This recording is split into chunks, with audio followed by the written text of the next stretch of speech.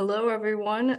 Thank you for joining us this evening for tonight's program, Minnesota on the Road, the best places to visit with Doug Ohman. Just a couple of friendly housekeeping reminders. You are muted and we can't see you. So if you do have any questions, comments, feel free to use the chat feature or the question and answer box, and we'll get to those throughout the presentation and at the end if there is anything. Um, this program will be recorded and available on our YouTube channel for 14 days. And I will send everyone the link for that probably tomorrow at some point. Um, we also do have the option to turn on live transcript at the bottom if you do need that. And you can do that on your computer. This program is in conjunction with our Lake Forest Reads. And the author this year is William Kent Kruger, and he will be coming to Lake Forest Library and the Gorton Community Center on November 2nd and 3rd. So if you're in the area, you're welcome to come by. He's doing a discussion about his book, The River We Remember, and signing as well. And with that, I will hand it off to Doug. Well, good evening, friends in Illinois or wherever you're all from. Um, I'm here in, excuse me, I'm here in Minnesota, and I'm a Minnesota photographer. I'm a historian, but I always like to be called a Minnesota storyteller. And I have made a business out of highlighting the greatness of this state of Minnesota. So I hope if you haven't been to Minnesota, maybe after this program, this will inspire you to take a vacation.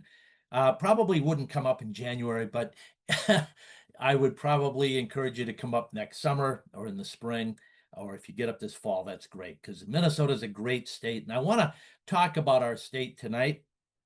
And I normally do live presentations and I have feedback from folks.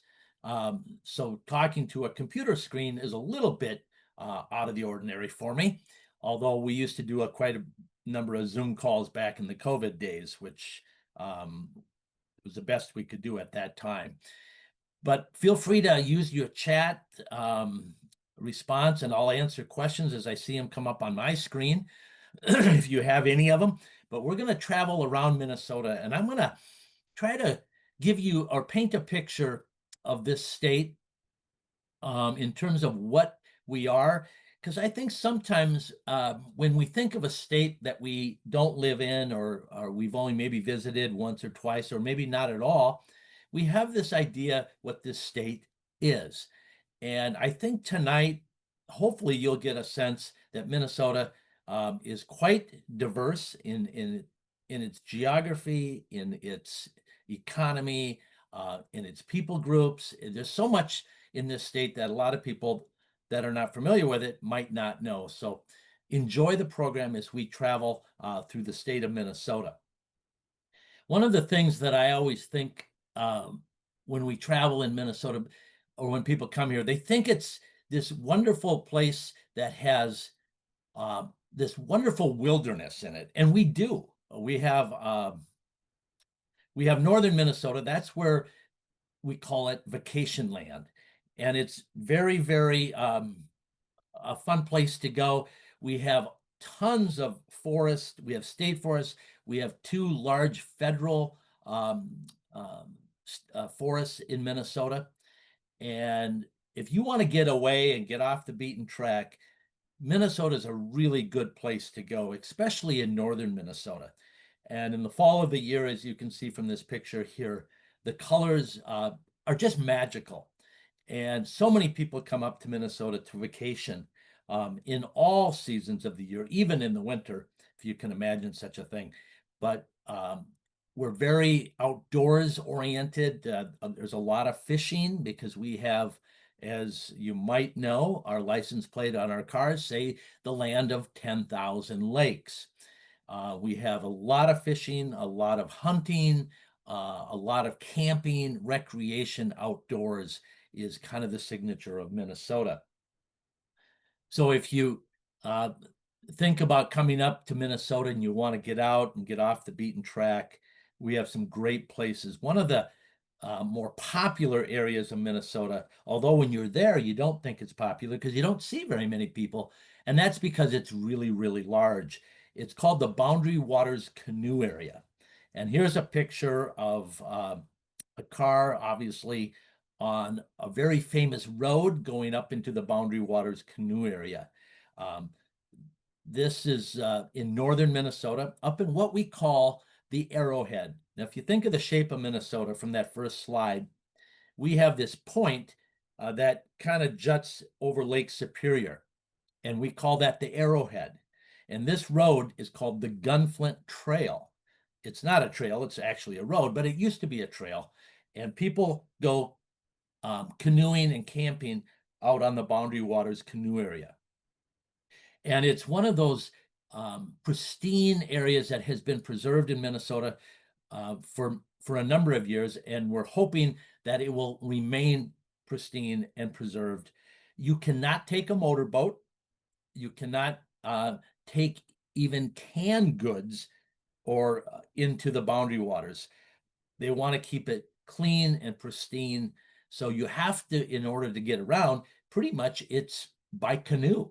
And people come up, and it's such a popular place, you have to get a permit well in advance. So get your permits in a timely manner, because otherwise you won't get one for that year, because they only limit or they have a limit on how many people can go into the boundary waters, again, to keep it pristine. So that is really one of the attractions of northern Minnesota, is getting off the beaten track and going camping and canoeing. We have beautiful waterfalls in Minnesota. I think the natural beauty of this state is incredible. I've been in almost every state in the country, and every state has beauty for sure.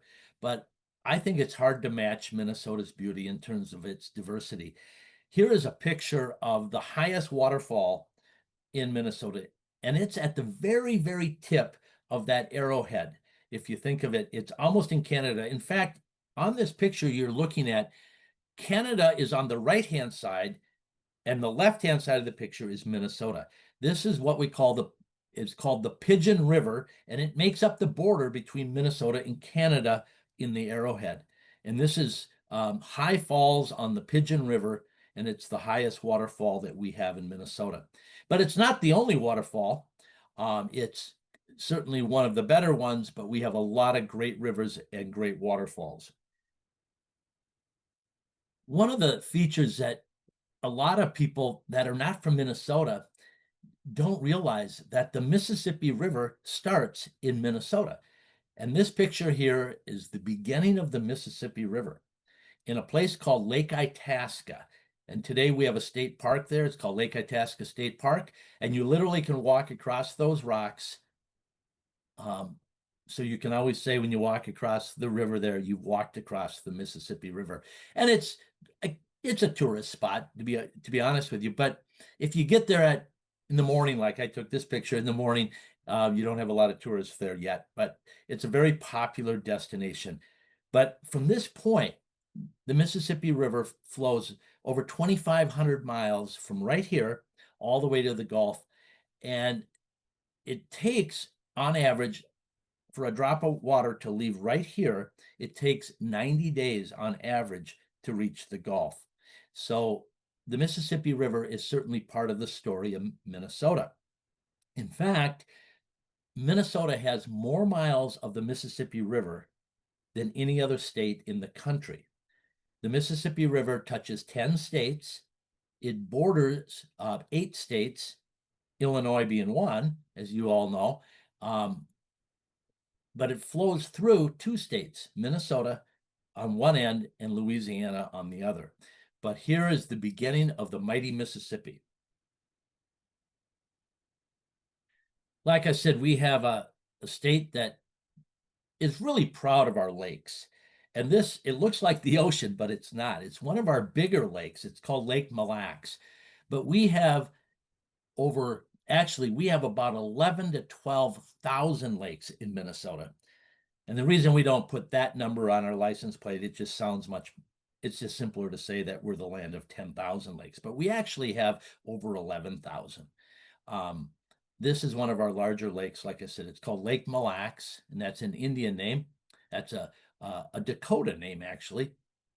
And it it's a beautiful lake, and that's just a picture. I was looking into a sunrise. Sun was ready to come up on the horizon, and it's one of my more popular pictures. But we have so many lakes, and I would be curious if anybody um, might have a guess on what is the most common lake name in Minnesota. Type it in if you have an idea, and I'll try to answer that if I get any responses. The most common lake name in Minnesota. Excuse me. So the lakes are part of the recreational story of Minnesota. And this next picture, I just think is a fun picture that might invoke some memories for some of you. But here is summer recreation in Minnesota. And one of the reasons we love the outdoor recreation options is because our season for summer recreation, it just seems to be pretty short. So we really take advantage of it up here in Minnesota, because I always kind of make a joke to folks that we have 11 months out of the year as winter, and sometimes it feels that way. So whenever we have an opportunity to get outside and enjoy the beauty of Minnesota in the summertime, we don't miss a beat. We're out there enjoying the lakes, enjoying the recreational options in Minnesota.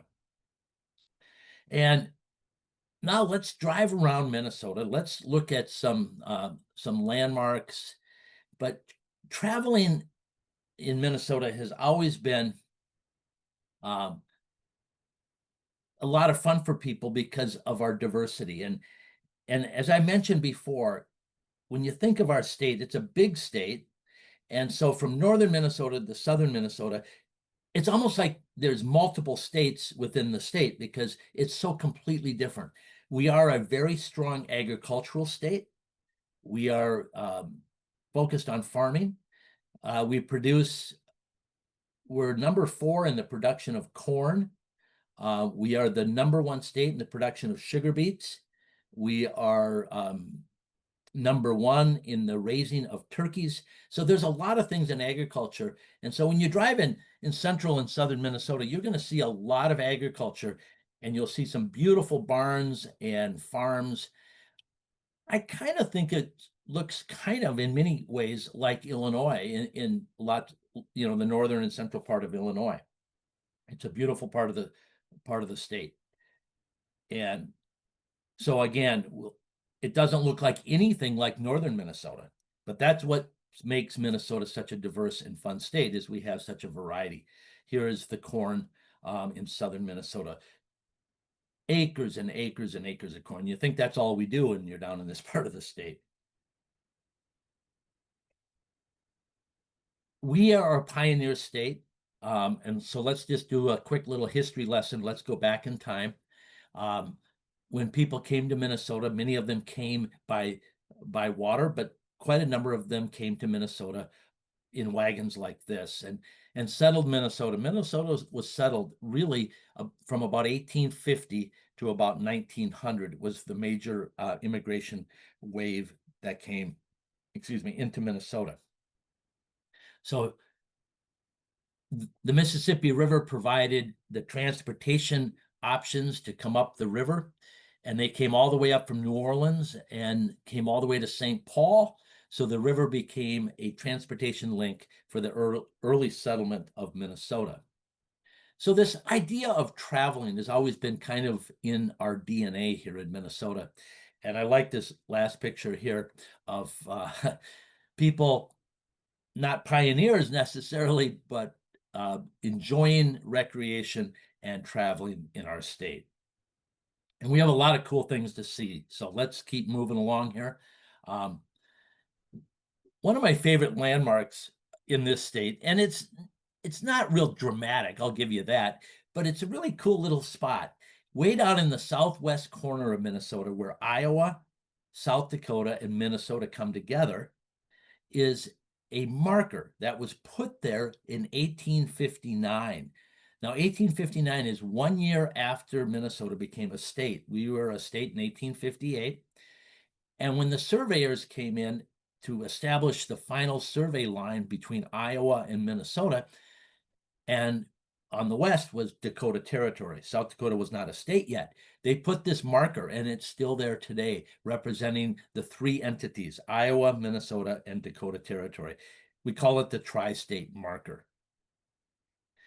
When I talk to people all over the state, I ask them if there's one iconic roadside attraction in Minnesota, what would it be? And if you're not from Minnesota, you might not know this, but most people understand or think the most iconic roadside attraction in Minnesota is this goofy couple of characters here. This is Paul Bunyan, as you can see on the sign. This is in a town called Bemidji, Minnesota. It's in northern Minnesota. And this is Paul and his sidekick, Babe the Blue Ox. And Paul Bunyan is a legend in many states around the country, but Minnesota certainly has capitalized on the whole idea of Paul Bunyan. And what he represents is logging. Minnesota was very strong in the lumber or logging business years ago. So Paul Bunyan represents that era in our history. And Paul Bunyan, we have many versions of Paul Bunyan and different legends connected to him. So when people come to Minnesota, a lot of them want to go see the big Paul Bunyan in Bemidji. He was the original to come here. And apparently Paul Bunyan and Babe came from Maine originally, but they have made a home in Minnesota. But you'll find Paul Bunyan and the legends of Paul and Babe all the way out to California, Oregon, Washington. I think they have some in Michigan as well. And look at how Paul hasn't changed much over the years, but when they came in 1937, Babe actually had hair, but they would put Babe on a car and they would drive Babe around in the parades in Bemidji as they were establishing a winter carnival. They would put the exhaust of the car into Babe, and then the smoke would come out of Babe's nose. I thought that's kind of cool. So do we have any other Paul Bunyan legends? Yes, we do. We have another Paul Bunyan. It's the same Paul Bunyan, but in different towns. This is the largest Paul Bunyan in the United States. He's in a little town called Akeley.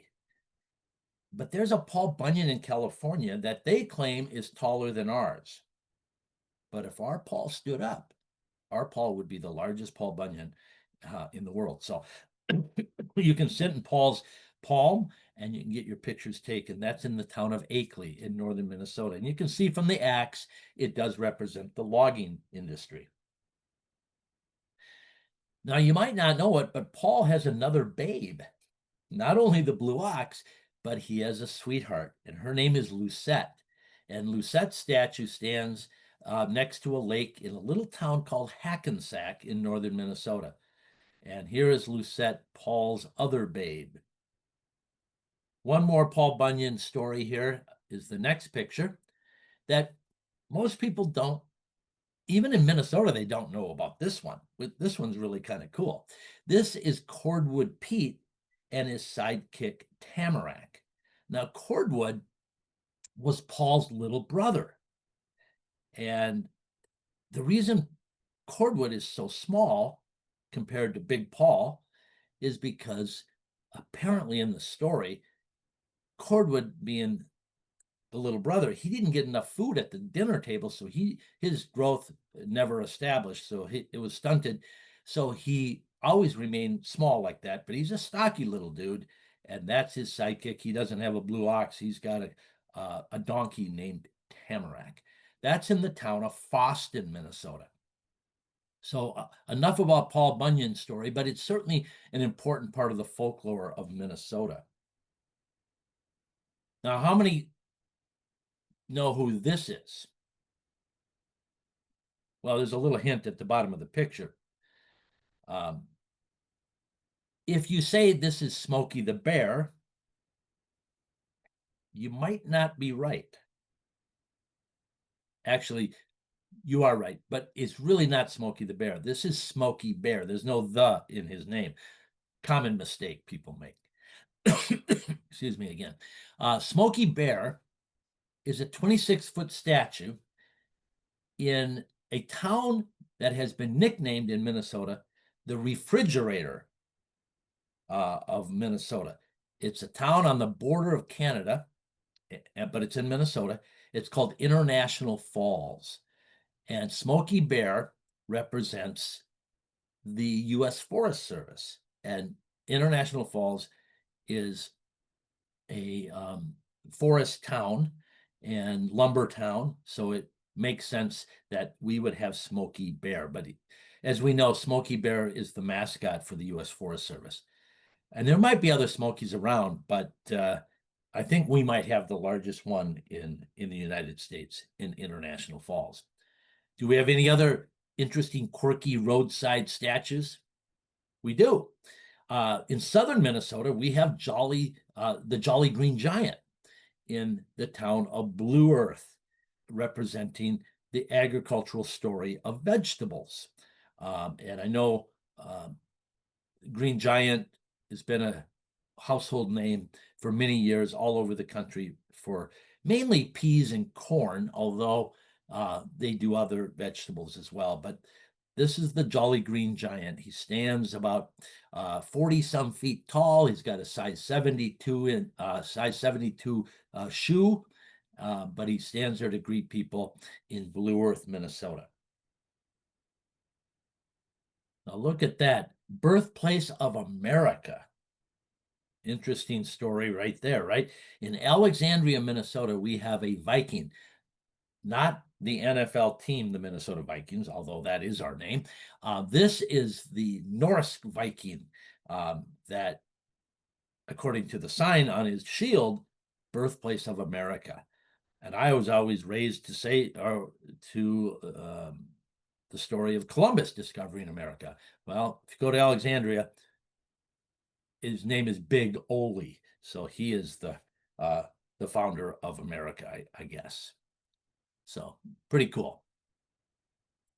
We are very diverse in our ethnicities in Minnesota. And a lot of that diversity comes from the fact is that we were settled in the time of the Great Immigration to America from about 1850 to about 1920. And our largest ethnic group to settle Minnesota is German. And this is Herman the German statue in a very, very Germanic town in Minnesota. And it's called New Ulm. New Ulm, Minnesota, up until about 1980, was the most German town in all of America. And I don't think it is today, but it's still very, very German. And this is New Ulm. And Ulm was a town in Germany. And when the immigrants came to Minnesota, they just added the word new into the town name. And so this is Herman the German, big statue on top of a pedestal there in the great town of New Ulm. Other ethnicities that we have in Minnesota, we're quite diverse, as I mentioned. We are actually one of the largest states to attract immigrants from Finland. Michigan is very Finnish as well, especially in the UP of Michigan, and in northern Minnesota is also very, very Finnish. In fact, the Finnish people are the fourth largest immigrant group to choose Minnesota. And here's a roadside attraction that's fun. This is St. Urho. Now, St. Urho is the patron saint of Finland. And you can see from the statue, he's actually got a grasshopper impaled on the end of a rake.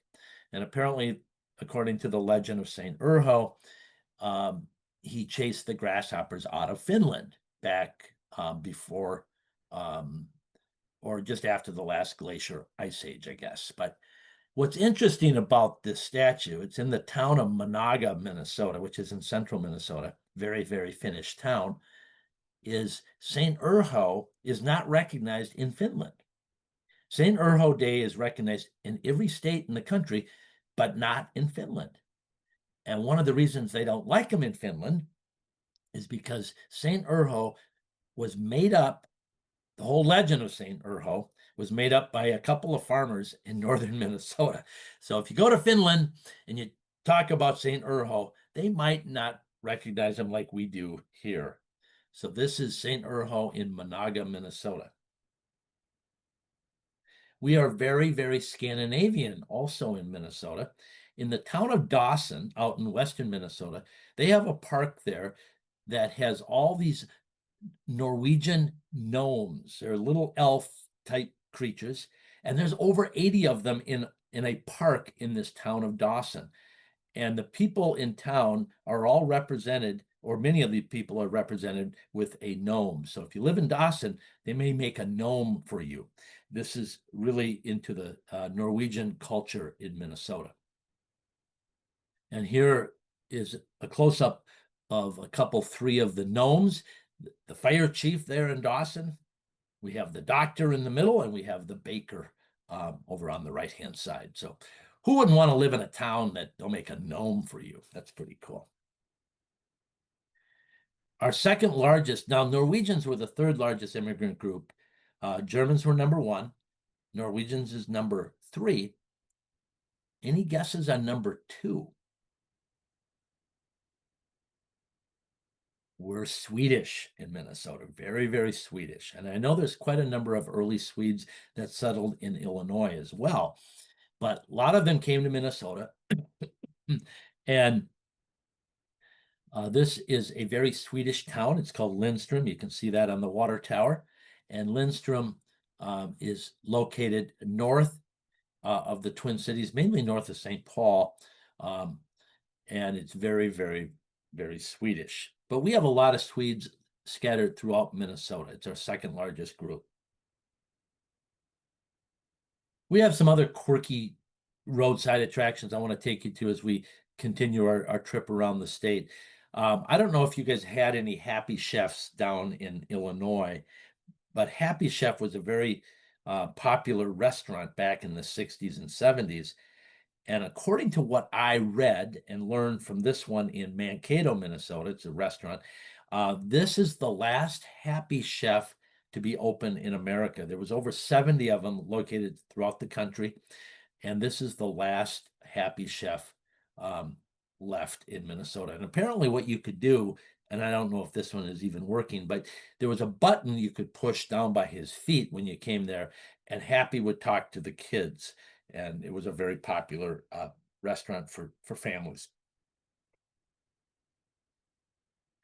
Now, you might know that the Peanuts character is very Minnesotan because the author of all the Peanuts characters and the Peanuts comic strip is from St. Paul, is Charles Schulz.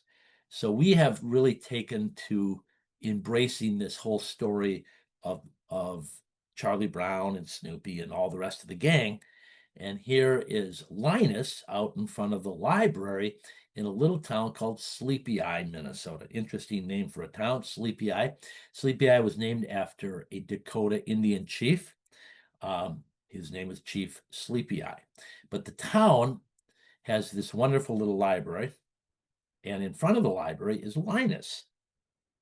Now, when I first took this picture, I didn't know the connection to Linus to Sleepy Eye, but apparently Charles Schulz named all his characters in his Peanut strip after real people. And his best friend and roommate in art school was named Linus, and he was from Sleepy Eye, Minnesota.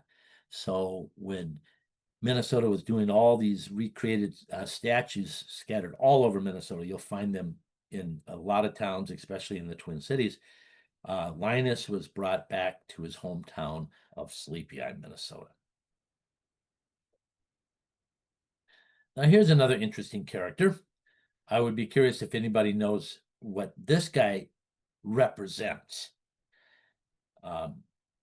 He represents another industry in Minnesota. We talked about tourism. We talked about farming. We also are very blessed in Minnesota to have one of the richest iron ore deposits in the world, in fact. And this character, goofy looking thing, represents taconite. Now, taconite is a byproduct of good iron ore. Most of the finest iron ore has already been mined out of Minnesota. In northern Minnesota, we had some of the largest iron ore mines in the world, and we still do today. But right now, we're taking taconite out of the mines. It was the after product or the secondary product of iron ore. But taconite is still used in the production of iron and metal. And this is Rocky, that's his name. He represents taconite. That's a taconite ball that they mine in northern Minnesota. And he's in the town of Silver Bay, which is right on Lake Superior, because that's what a lot of the taconite is shipped through the Great Lakes, and it leaves Silver Bay. So this is Rocky. He greets you as you drive into the town of Silver Bay. Here is a picture that I took of the largest iron ore open pit mine in the world. It's called the Hull Rust Mine, and it's in northern Minnesota. And you can get a sense of the scale if you look way in the top left-hand corner of the picture. That is a large dump truck, but it looks miniature. This is a massive, massive iron ore mine, and we're still pulling, like I said, taconite out of here. But this iron ore has been mined for the past over 100 years, and it really is a pretty amazing physical feature in Minnesota. But iron ore mining has always played a big role in northern Minnesota. We actually have a region up there that a lot of people, we call it the Iron Range, because it stretches for many miles across northern Minnesota, and there's so much iron ore and taconite yet to be harvested or mined there. So we are blessed with that industry in Minnesota as well. Now here's a really kind of a fun little largest in America type story. This is the largest ball of twine. I always laugh when I think about this, because here's a guy that 40 years ago started winding a ball of twine in his basement, and this is the largest in the world. And here's a picture of the guy's name was Francis Johnson, and world's largest ball of twine in Darwin, Minnesota. And here he is standing there next to his ball of twine. He started in his basement, and then it got so big he had to push it up into the living room up the stairs. He got it in the living room, and his wife says, "Don't, that's got to go." So he pushes it out to the garage, and then finally it goes to the yard, and then he finally has to build a shed. And it's just a funny story. For 40 years, apparently, he wound his ball of twine 4 hours a day for 40 years. All I can say is get a job, right? But that's what he did, and there he is standing next to his prized ball of twine. We have the world's largest birds in Minnesota. Now, this bird is kind of a weird looking bird. You don't see them maybe a lot in Illinois. Maybe you do. I don't know. But this is called a prairie chicken. We have the world's largest prairie chicken in Minnesota, and it sits off the interstate up near Moorhead in a town called Rothsay. So this is the world's largest prairie chicken. We have some other large birds as well. Here we have the world's largest loon. Now, the loon is Minnesota's state bird, by the way, so it's appropriate that we would have the world's largest. It's in a little town called Vergas with a V, and the loon's name is Looney, and he's looking out over Loon Lake. So we were real clever in naming him Looney, right? We have a few other large birds. We have the world's largest crow in Minnesota. In central Minnesota, in the town of Belgrade, is the world's largest crow. We are the state of hockey, and I'm going to show you the Hockey Hall of Fame in a few minutes, but this is the world's largest hockey stick. Now, I know growing up, I was a North Star fan, and there's probably some people on the call tonight that are still Blackhawks fans, and you're always our rivals. So, but we are the home of hockey. The state of hockey is Minnesota, and this is the largest hockey stick in the world in the town of Eveleth. And Eveleth is where the Hockey Hall of Fame is also located. We have the largest snowman in the world, and this is a snowman made of stucco. So he doesn't melt. He's there year round in North St. Paul, right along a major highway north of the Twin Cities. world's largest snowman. A guy invented or created this after visiting Disney World back in the 70s, came back to his hometown of North St. Paul and got the city to pay $2,000 to build this structure, and it's been an icon ever since. You might be surprised when I tell you that the dilly bar, which is a very, popular and well-known treat at Dairy Queen, was invented in Moorhead, Minnesota. And here is the world's largest dilly bar outside the Dairy Queen that actually invented the dilly bar. Back in the 50s, the owner of this Dairy Queen happened to dip some soft serve ice cream into some chocolate, and he pulled it out of the vat and he said, "Now that's a dilly."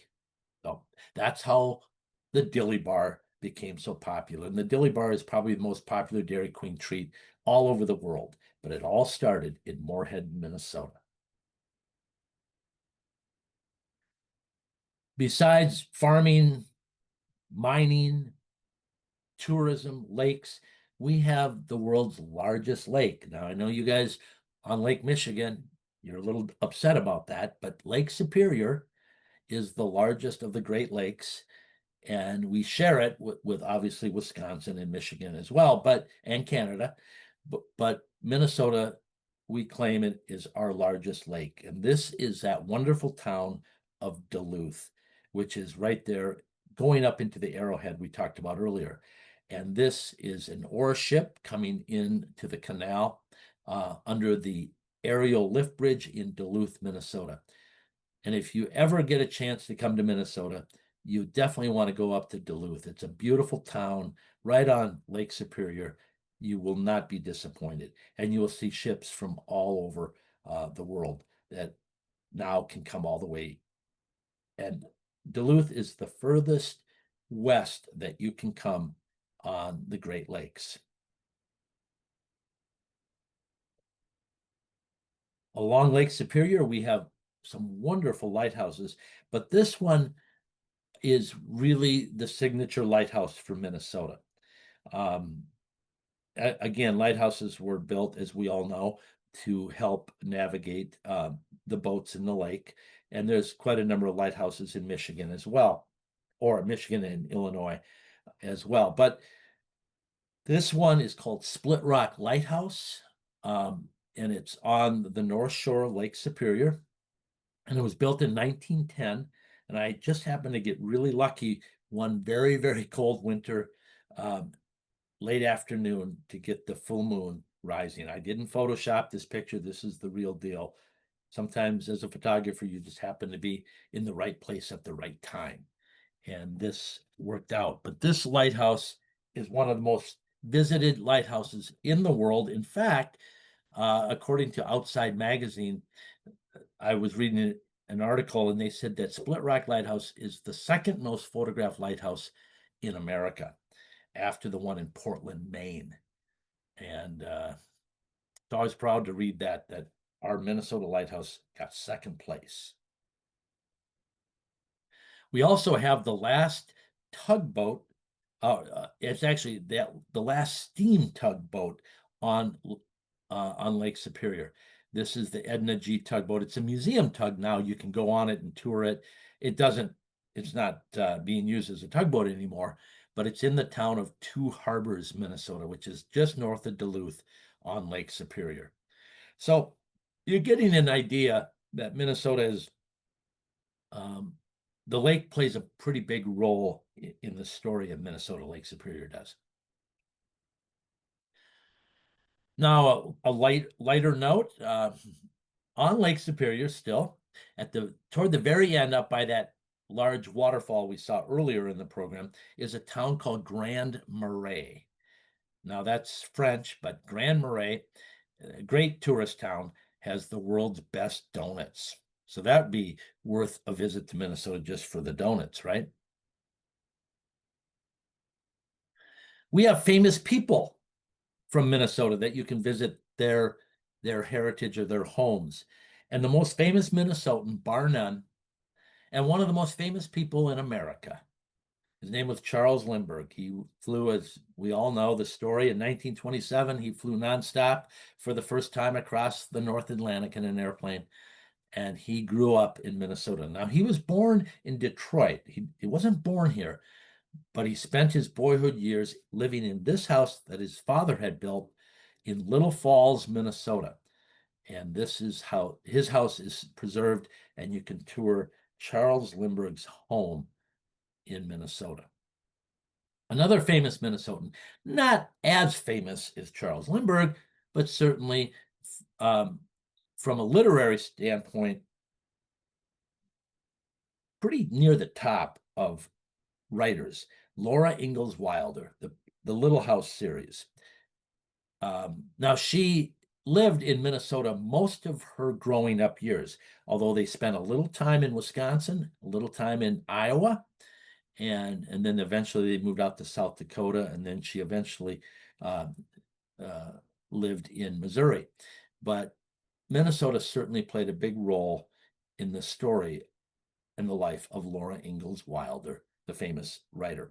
In Walnut Grove, Minnesota, as you can see from the sign, is where they have a pageant representing the life when they lived out there. From the book, if most of you have read these books, it was a book called On the Banks of Plum Creek, and that was depicting their life in Minnesota near Walnut Grove. A very famous Hollywood actress is also from Minnesota, and she was the famous star from The Wizard of Oz, Judy Garland.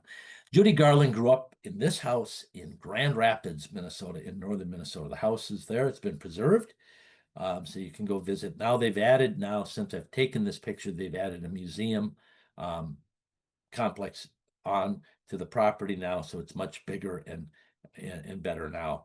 But Judy Garland, we claim her from Minnesota.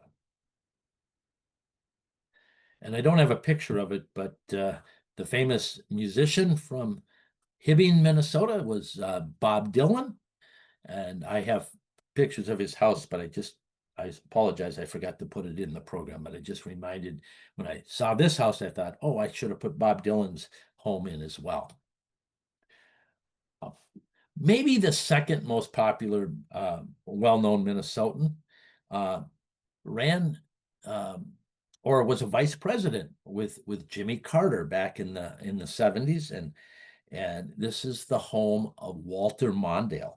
Walter Mondale was a Minnesotan, and this is the home that he grew up in a little town called Elmore. It's right along the Iowa border. It's so close to Iowa, you can do the dishes in Minnesota and throw the dishwater in Iowa, which, if you're from Iowa, you don't like that story, but I like it. But this is the home that Walter Mondale grew up in. How many have heard of the famous meat called Spam? Spam is a Minnesota product made by the company called Hormel. But if you live in Austin, Minnesota, where Spam is made, they don't pronounce it Hormel, they pronounce it Hormel. But most Americans call it Hormel. And Spam, this is the Spam house. This is where Mr. Hormel lived, and he started the company that made this so famous. And now we have in Austin a wonderful museum called the Spam Museum. And if you've never had Spam, they sell it at your grocery store. In case you want to know what the can looks like when you're there shopping, there it is. Now, Spam has a love and hate relationship with a lot of folks. I kind of like it, to be honest with you, but I grew up with it. Some of you don't like it, and that's okay too, but I think it's as good as bacon. But Spam is made in Austin, Minnesota. Austin's a town right along the southern Minnesota-Iowa border. I told you that we were the Hockey Hall of Fame state, and here is a picture of the U.S. Hockey Hall of Fame in Eveleth, Minnesota, and the town that has the hockey stick we looked at earlier. So you can go to Cooperstown for baseball, you can go to Canton, Ohio for football, but don't forget to go to northern Minnesota to the Hockey Hall of Fame.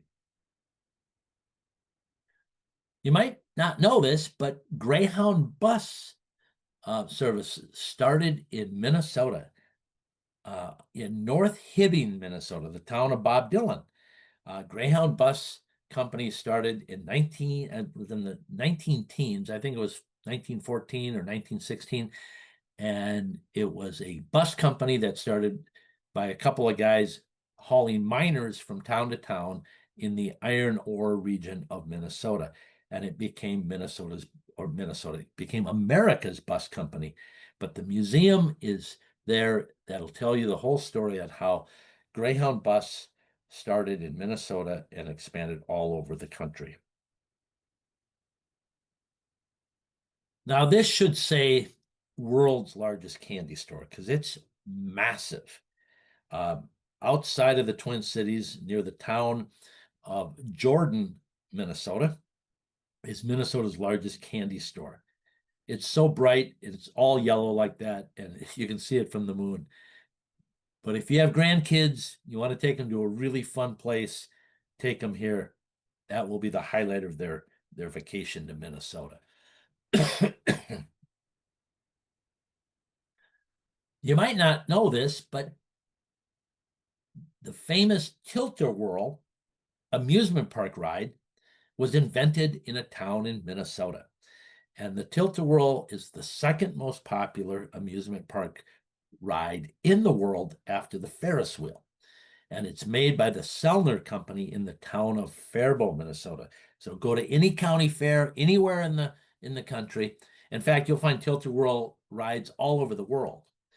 Here is the Tilt-A-Whirl ride, very popular. It's been around since probably the 40s, and they're still making Tilt-A-Whirl rides today in Faribault, Minnesota. Now, some of you may have seen this, this photograph, but this photograph called Grace was taken in a little town called Bovee, Minnesota. And this was done in the 19 teens, I think about 1916. And this is Minnesota's state photograph. And it was black and white originally. They colorized it in the 1940s.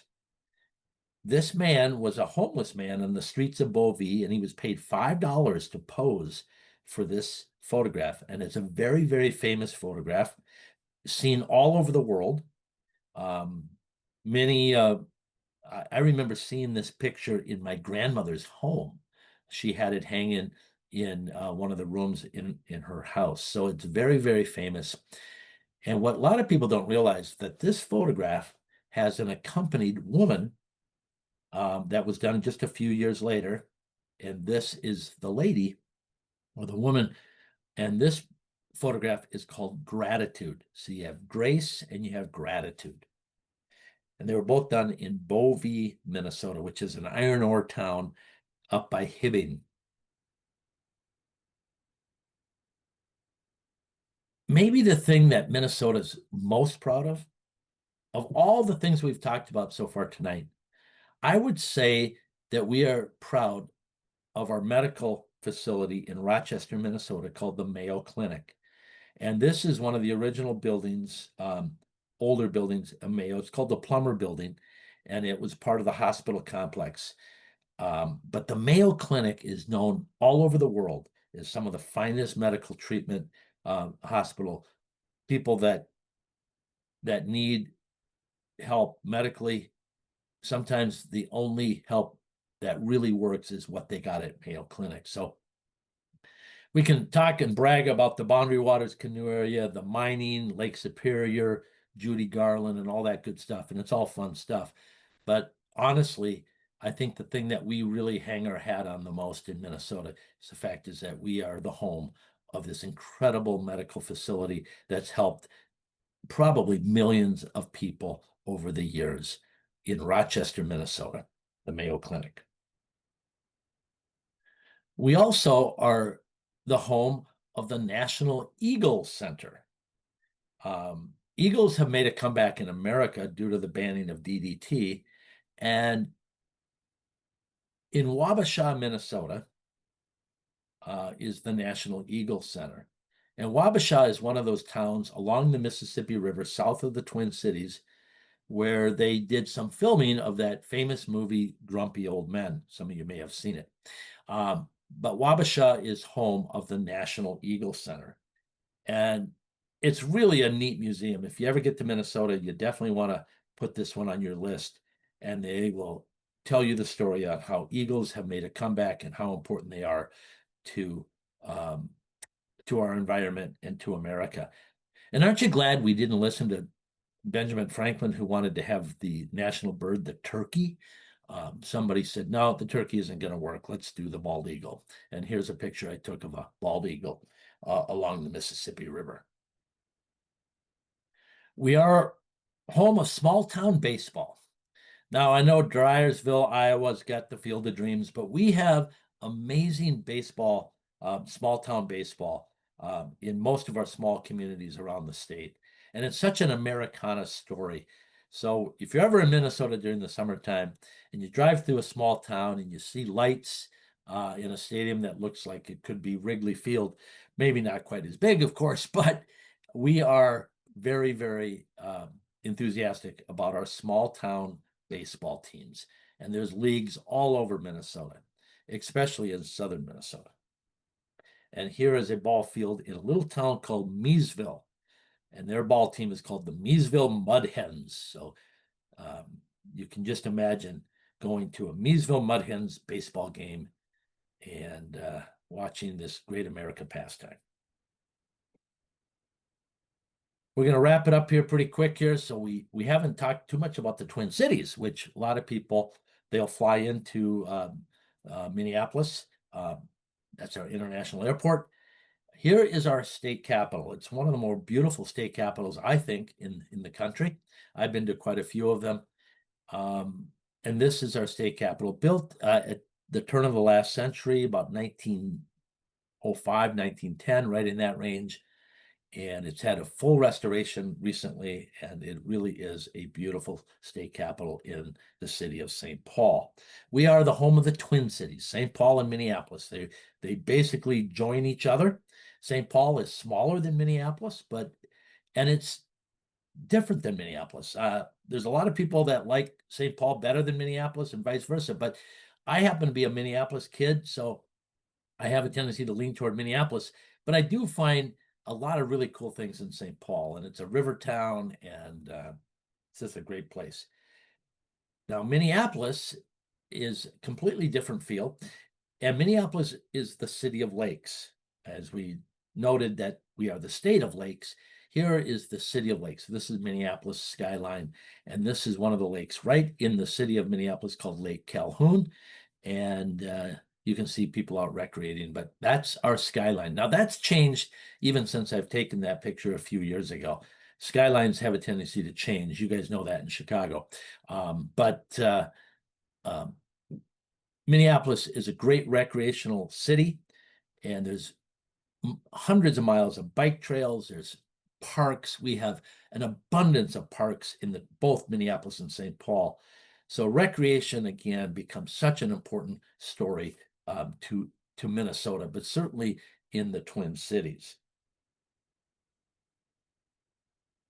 And I thought this might be a nice one to end with. In 1992, the Mall of America opened. And on a personal note, I was looking for a job. I had been laid off from my job. I used to work before joining the Mall of America team. I was a manager for Midway Airlines out of Chicago. So some of you are familiar with that. And when they went out of business, I was out of work, and I was a young dad, and I needed a job, and I answered an ad for this new startup operation called the Mall of America, and I became the manager of Camp Snoopy, the amusement park in the Mall of America.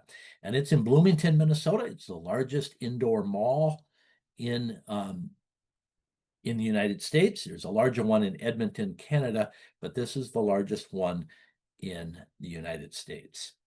And it has that 7-acre amusement park that I helped manage and run for 8 years. And it has tons of retail, movie theaters, it has an aquarium, it has so many cool things. So when you come to Minnesota, there's so much to do, and the Mall of America could be added to that list. But you definitely won't get bored in Minnesota. There's so much to do. But get out and drive the highways and byways of this great state, and I think you will say to yourself, maybe we should move there. We'd love to have you. All right, Krista. All right. Thank you, Doug. This was a great and informative presentation. I didn't realize how many largest statues in the world you had there. Yeah, there's so much and I didn't even cover it all. There's so much more. We have two national monuments in Minnesota we didn't talk about. We just have some really, really interesting things, but you can't cover it all in an hour for sure, right? Right. Yeah. There was a question in the chat that said the most popular lake name, could it be Minnie? No, it's you might be surprised. It's Mud Lake. Of all the lake names, that is the most popular. I mean, we have beautiful lakes. Why we would name all these lakes Mud Lake, but it's kind of a funny little factoid. It's Mud Lake is the most popular lake name in Minnesota. All right, that is interesting. Yeah, had no idea. All Have right, you been well, have you been to the Mall of America? I have, yeah, a couple of times. Yeah. It's overwhelming. So, Yeah, it is. And I yeah, worked there for 8 years. yeah, it's great. Um, but yeah, so thank you all tonight for joining us tonight. Like I said, this program will be on our YouTube channel for 2 weeks, and I will send out the link to everyone after that. Doug is also on PBS, so he sounds very modest, but he's pretty famous. So, check out his other series of that. He does great presentations. Um, and yeah, so thank you for joining us tonight, and have a good rest of your evening. Thanks everybody for joining. I wish I could see you and chatted with you, but I hope you enjoyed it. Thank you. Thank you, Krista. All right, have a good night, All everyone. right.